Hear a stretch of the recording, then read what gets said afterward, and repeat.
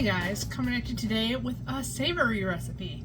One that people have asked of in the comments of my biscuit video. And to tell you the truth, I've made it before and I want to make some more because I want to eat them. So today I'm bringing you keto cheddar garlic biscuits. So let's get started. Not much has changed with this recipe from my biscuit to the garlic cheddar biscuits.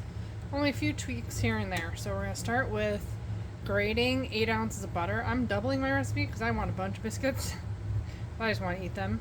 You can grate your butter, or you can cube it and freeze it and use a food processor, or you can cut it in by hand if you want. I just find that grating it pretty much just saves you all the time of having to work it in with your fingers. Keep my butter in the freezer, make it easier to grate. And I put it back in the freezer while I'm waiting. I'm getting my dry ingredients together. Hold it with paper. I won't make you sick watching this. Okay, while the 8 ounces of butter is chilling, I'm going to sift my dry ingredients. I already have my buttermilk. I put 2 teaspoons of vinegar in here. Filled it up to the 1 cup mark. I have 8 ounces of cream cheese that's softened, and I might throw it in the microwave. That's why I have it in a plastic dish. And I also have my eggs warming. I'm gonna warm them back up because they're kind of chilled now. Need 80 grams of coconut flour, 48 grams of oat fiber. This is what gives it a really bready kind of texture. Some oat fibers absorb more than others. I have found that out the hard way. 4 teaspoons of xanthan gum, 16 grams. The original recipe had a tablespoon of baking powder. I cut that down a little bit now just so it doesn't taste too metallic. 2 teaspoons of soda, should be 8 grams. And then I'm going to add the unflavored whey protein just because it doesn't really sift very well. Neither does the oat fiber really. Really, this is for the coconut and to kind of get the lumps out of the baking powder. And need 160 unflavored whey protein. I use isolate. You probably can use concentrate without having too much of an issue. Those are our dry ingredients. Give them a good whisk. Distribute everything evenly in there. Then we're going to get our wet ingredients ready, and then we'll throw it all together. Okay, I got our 4 eggs. I microwaved this until it was like super soft, and I microwaved my buttermilk a little bit so it's kind of room temperature. We want to get this super fluffy, add in our cream cheese, then add in our buttermilk.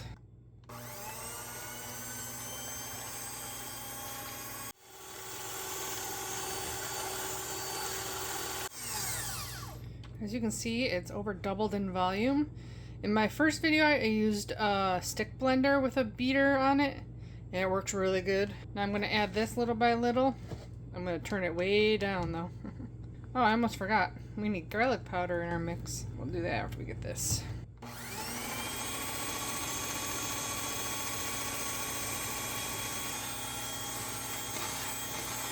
We got so much volume on our eggs, I think we're going to need a bigger boat.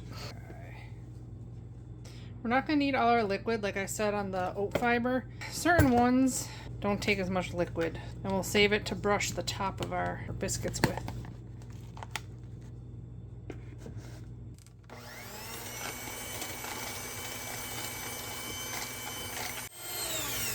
We're all set to go. Now, to make this garlic, we need to add 2 tablespoons of granulated garlic. And we are using salted butter, but I'm going to add 1 teaspoon of salt to this also. I'll whisk that together, and then we got to get our butter and get this all mixed up. I use a fork, butter in there, so you're not melting it. Completely frozen. So we're going to have to work quick here. You don't want the butter melted. Save your fork. All the big clumps that are in there. If you're doing this in the food processor, you want like pea-sized pieces. You still want to be able to see the butter in there.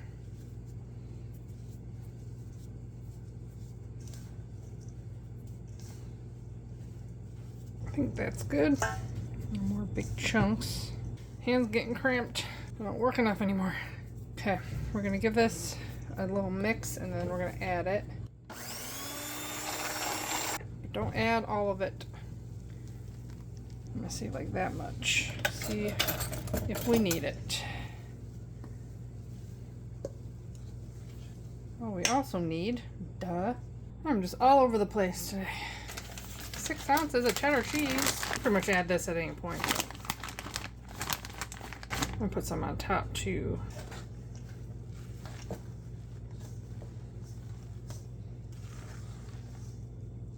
I'm gonna want to let this sit in the fridge just like the original buttermilk biscuit, just to let coconut flour really soak up there. You don't want the butter warm, so keep it in the fridge for a minute. We got all our dry off the bottom, so we have about that much left. We'll brush the top into the fridge for a little bit. Okay, it's been a little while. Get our biscuit going. Gonna need some protein powder probably. I do this part just so I get really nice biscuits. I don't like blow out. They keep their nice round shape. You don't have to do this though. You can literally just scoop it, drop it, bake it. But I like to have nice, pretty biscuits. So I do a little bit of kneading. I just like to make it all like one cohesive dough. Oh, I'm gonna preheat my oven to 400. I just like wearing gloves because this is sticky. I'm just gonna be eating these, taking them camping for sausage gravy and biscuits. Ooh, maybe some biscuits with our ribs too. They smell delicious already.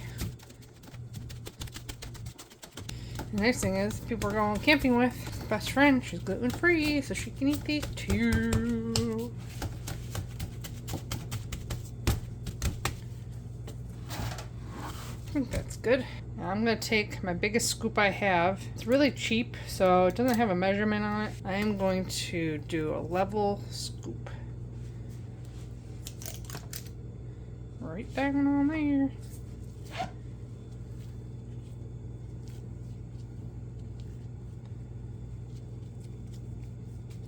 You do spread quite a bit.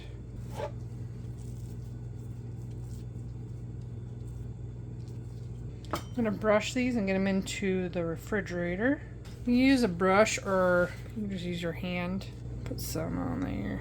You just want to keep these nice and cold. You want the butter nice and cold before you bake it. You don't lose it all in there. I'm going to put a little bit of cheese on top too, I think.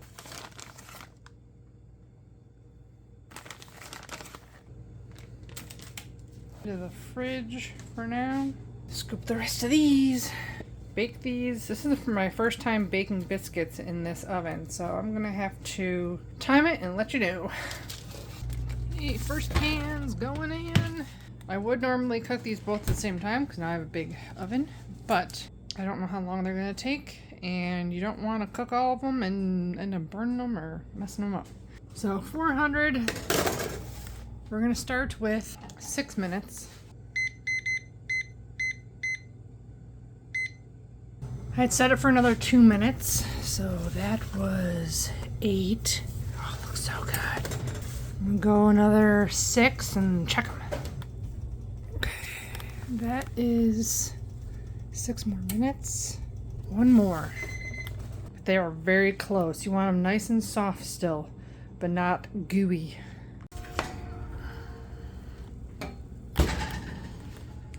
Nice and golden brown. Super soft. Putting the other pan in, and then we're gonna try some of these guys. Now, unlike most keto baked goods that taste better after they cool, most of mine taste good right out of the oven. So we're gonna try this garlic biscuit. If I had fresh garlic, I would have chopped some garlic up, put some in a pan with butter, and browned it a tiny bit, and brushed these with garlic butter when they came out of the oven. It would have been even better, but they're gonna be good either way.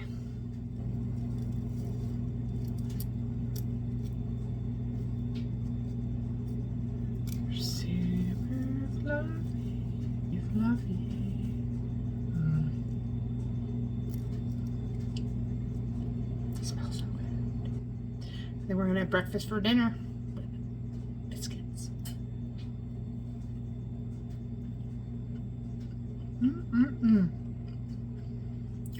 So delicious. Nice and golden brown. Super fluffy. So good. I haven't had the Red Lobster biscuits in a really long time, but I feel with a little bit more butter added to these, like right on top, or slice it and butter it, it would taste like Red Lobster biscuit.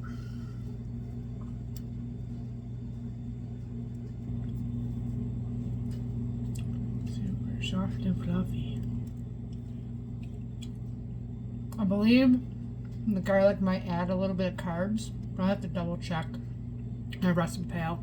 And the cheddar, especially if you get pre-shredded cheddar, there's a little bit more carbs. If you shred it yourself, you save yourself some carbs. It's so good. I hope you guys enjoy this recipe for yourself. Make it for your breakfast, your dinner, for some holidays, whatever it may be. They are so good. Let me know in the comments below what other kind of biscuit or scone recipes you want, because the possibilities are endless. Let me know what you guys come up with too, and how you like this recipe. Don't forget to check out my Amazon links and the blog link to the full recipe in the description box below. Thank you for subscribing and hitting the thumbs up. And as always, I'll be back with more keto recipes. Bye guys.